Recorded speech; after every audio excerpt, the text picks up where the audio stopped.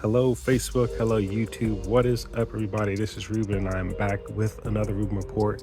And for today's video, we are finally going to be bringing to a completion our spring maintenance and upgrades video series that we've been going along with for the past month or so. So as you guys can see, the bike is already taken apart. I have already taken the carb off. So in today's video, we're going to finally get to what we've really all been waiting for, the installation and review of the MCP kit, right? The past couple of videos, as you guys have seen, I've been doing mostly just maintenance on the bike, bringing things up to par, making sure that I got the air filter cleaned, I got the new radiator fan installed, also made sure that we made sure that the carburetor was clean before we did our baseline test. So we have made sure that the bike is in top condition, rather, from a maintenance standpoint, so that once we actually get this thing installed, put it through its paces, the performance that we receive, well, is what we're going to get. Okay, so we're going to go ahead and walk through the install process of this MCP kit. Just to note, my bike is stock, so I got the stock kit. This is for the stock exhaust, stock airbox. Okay, I don't have any other upgrades on my bike, performance upgrades that is. Okay, so this is going to be strictly a review for those who want to have a stock KLR and are potentially looking into purchasing a jet kit or any other type of performance kit to get a little bit more performance out of their bike. You can pair MCP with other aftermarket upgrades, so like aftermarket exhaust, or with a modified airbox, things of that nature. You can go to his website, you can find all that information. But again, my bike is completely stock. So let's go ahead and get started with the install and running through some of these instructions, get this opened up, and we'll take a look inside. Okay, so for this first part, we're just going to address the jets that are in the float bowl area, or the bottom side of the carburetor. I already took out my pilot jet, main jet, and the mixture screw. And the new ones, they came in this tube here.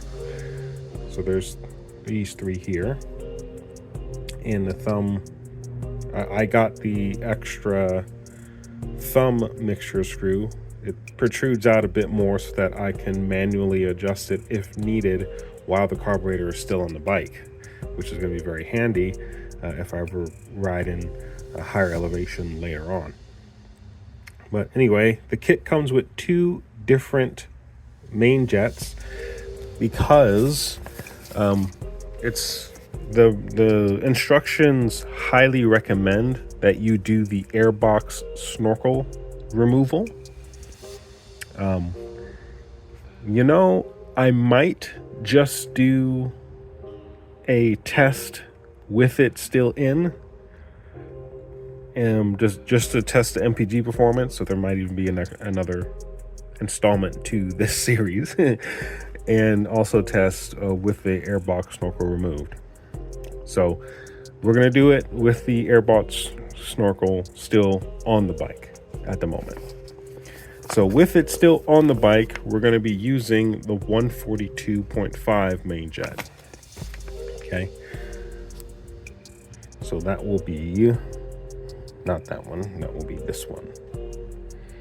I know you guys can't see it, but maybe you can. Yeah, there you go. So we're going to be putting this one in. So that's going to go in here. It's hard to do this with one hand, sorry. right.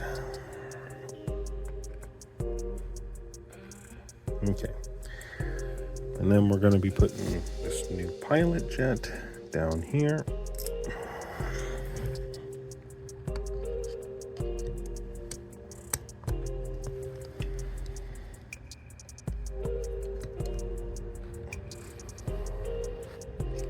Okay. And then the new mixture screw, which is going to require the old spring and washer. Just give me a moment. Okay, we got the spring and washer on there, and it's going to go in here.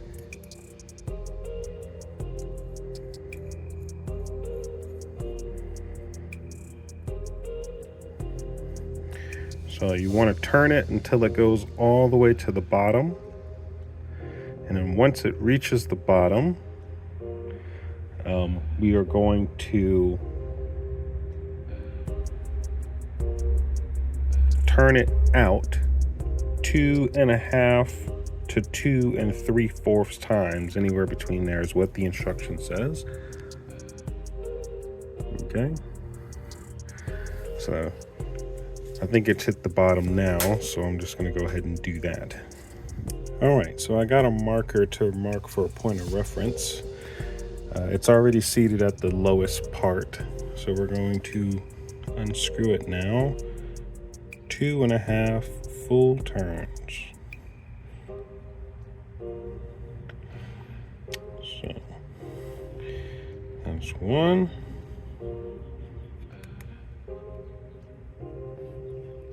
That is two. And there you go, a half. Okay.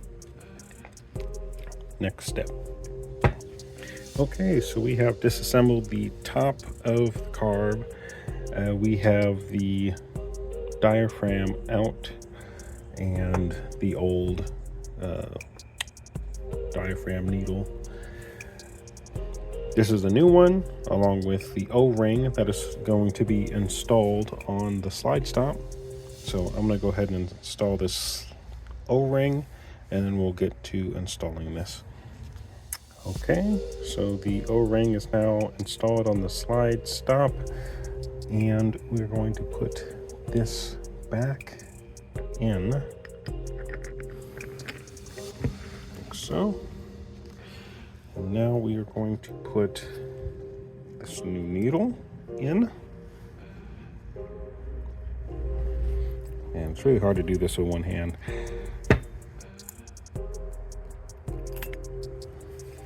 All right, it is in there now. And then we're going to install all the other components back. The instructions made it very apparent that that is the correct way to do things. So that is what we're going to do. Okay, I got it back together now, and I want to do the slide rise test, but I'm trying to find the best way to do it. Hold on. Okay. So you guys are just gonna have to bear with me. I don't know if you guys are gonna be able to see it.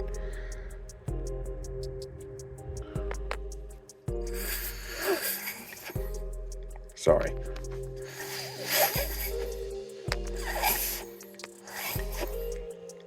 Okay, hopefully you guys are able to see that. I have to like literally put the phone up against the thing while I blow it with my mouth.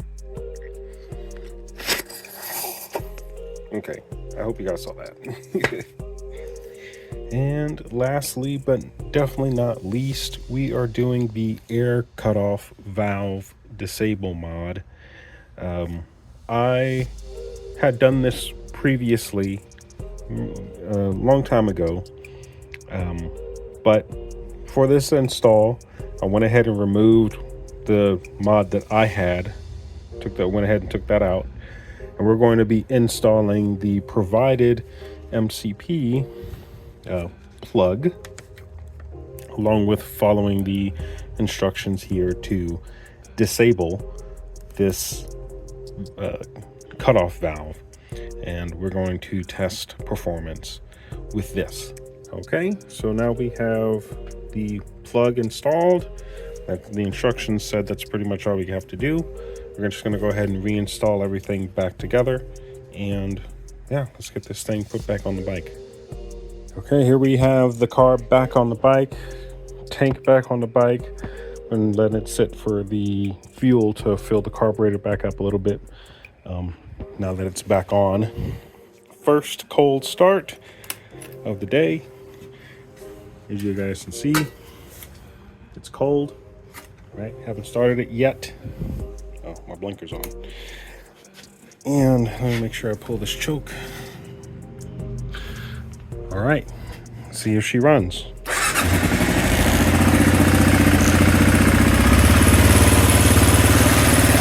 She lives.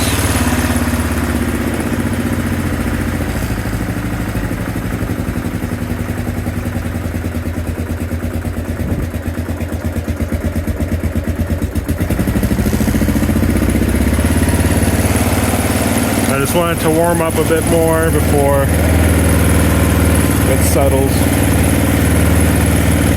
I have a push-pull choke for those who don't know.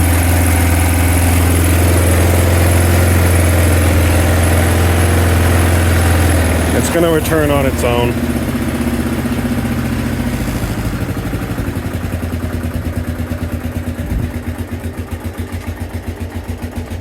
Okay, I have to reset the idle.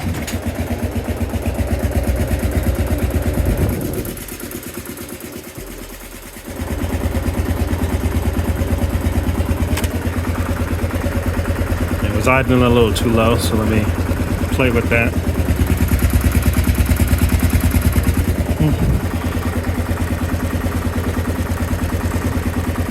The instruction said something about the idle temperatures. I mean, not temperatures, the idle RPM, sorry. Now let me see where it's at.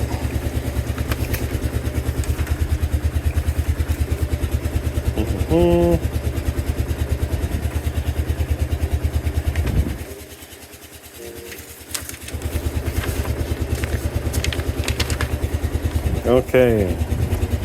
The mixture screws are fine-tuned. You cannot hurt your engine with the idle mixture screws. You want it as soon as possible without throttle response. Idle speed to 900 for setting the screw initially. Put it 1000 when the initial setting is done.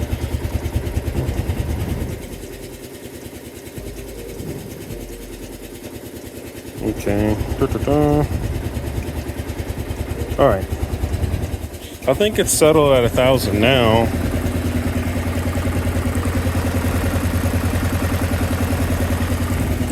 Yeah, I think it's settled now. Okay, so I think we're good to get the seat back on, get strapped up, saddle up. We're gonna take you guys on a ride with me, just like we did last time. We're going to do the same test. We're gonna top off our gas. We're going to do the same back roads loop. It's about 30 miles or so. And then we're going to get MPG results. And yeah, we'll see how this thing performs. I will see you all in a moment. All right, guys, we're here at the gas station. We just filled up. And we're going to be taking you guys on the loop at, like we said before, about 30 miles. Let's go ahead and reset this. Make sure I don't forget. Okay, so 30 miles, round trip loop, and we'll be right back here at this pump. See you guys in a moment. During this time around for our test, we had a little bit more stop and go than previously. However, to compensate for that, there were certain sections where I was sitting at a light for quite a long time. I decided to actually turn the bike off for a short period of time and turn the bike back on. You might be able to catch that, but probably not, because the video is in 16 times faster. I don't want this video to be too long. But anyway, we continue to keep the bike at a steady 4,000 RPM for pretty much the majority of the way, anywhere between 3,000 to 4,000 RPM, just depends on the situation. There's certain circumstances where you just got to ride a little bit slower, but mostly in a clear back road, the average speed was anywhere between 50 to 60 miles an hour. So happy medium was around 55 per usual. We also had an opportunity to pass up a truck on the back road, not a delivery truck, but just a truck that was moving a little bit too slow, a little pickup truck. So this time around, we pretty much, very similar to our last test, got to encounter a wide variety of what I would typically encounter on a day-to-day basis riding the bike.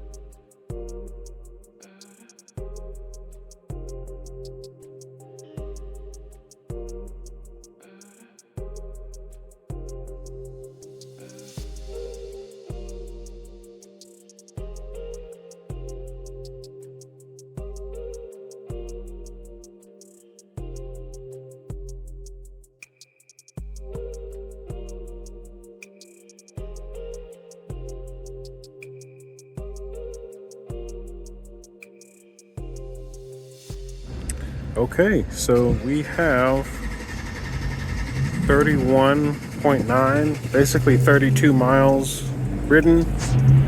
We have used 0.767 gallons. It's filled back up to the top. So we will do a calculation with that. Give me one moment. So it looks like we got around 42 mpg. It's pretty upsetting, pretty disturbing. Well, we'll talk about it once we get back to the house. All right, you guys, we are back in the garage, and yeah, we have gotten, as far as MPG results are concerned, we have gotten about 42 MPG in comparison to stock, which we did about 2 or 3 weeks ago. Our stock MPG performance was 47 MPG. So there's a discrepancy or a difference in 5 MPG between the installed MCP kit and the stock configuration. I knew that there could be a bit of a difference. I was hoping that it would actually perform better with the MCP kit, knowing that I installed the air cutoff mod in comparison to my DIY do-it-yourself style air cutoff mod that I did very long time ago.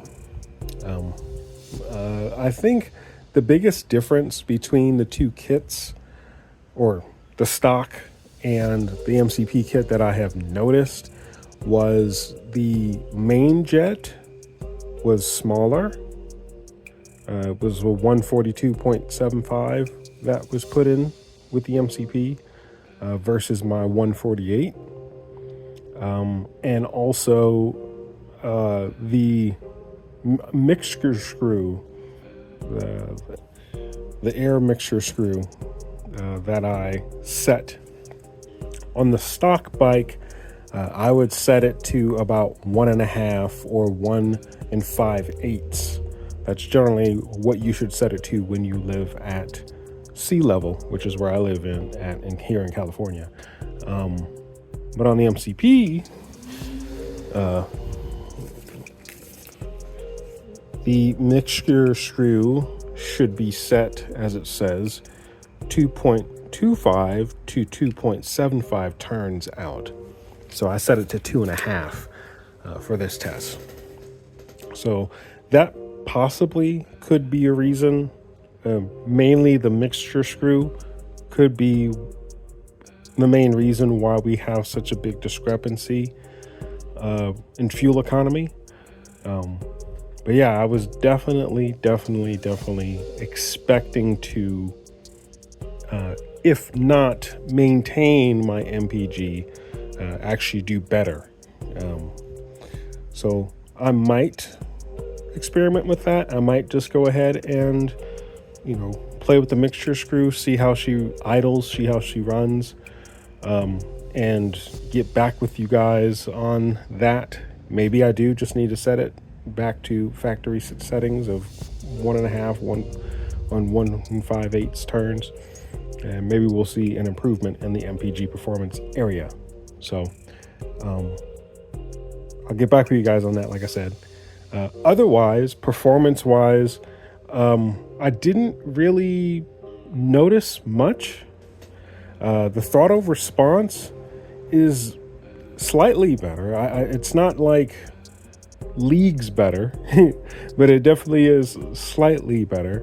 The main thing that I notice, I guess I'll go ahead and turn it on here again. It should start right up because we just got back.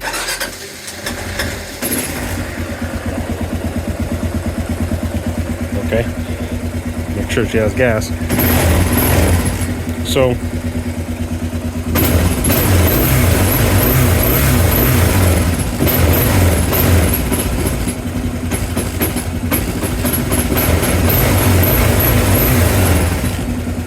it has good throttle response. Before, when I would use with the stock, there would be a little bit of delay sometimes, especially at higher RPMs. But with the MCP, that's not an issue anymore.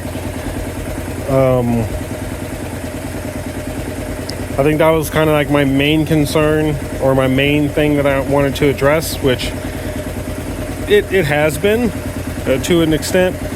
It probably would be a lot better if I would remove the airbox snorkel that was mentioned in the instructions. Possibly. I'm not completely sure, but just my thoughts are telling me that if I remove the airbox snorkel, that I'm going to see even worse MPG performance. That's just my thoughts. So I will dabble with the mixture screw, which is going to be very easy to get to because it's right there now. And we will, again, I will give you guys an update later on how that turns out. But besides the MPG performance, which is really the main thing that I was kind of going for,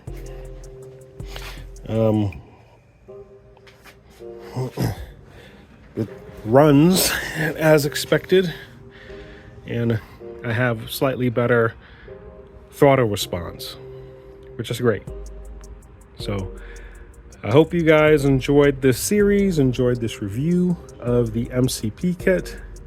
Once again, I'll give you guys an update on whether or not the mixture screw does anything for me when it comes to the MPG performance. But until next time, guys, stay safe out there, and peace.